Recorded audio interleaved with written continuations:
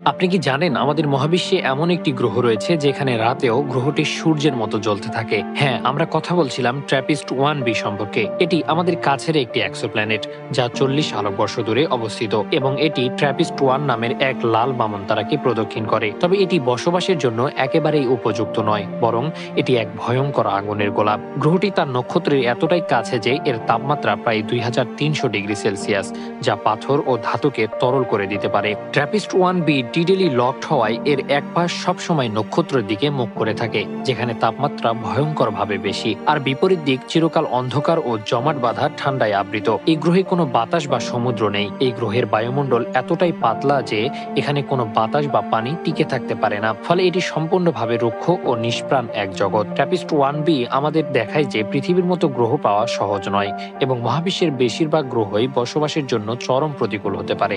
আর এরকম তথ্য আরও পেতে হলে অবশ্যই আমাদের চ্যানেলটি সাবস্ক্রাইব করুন।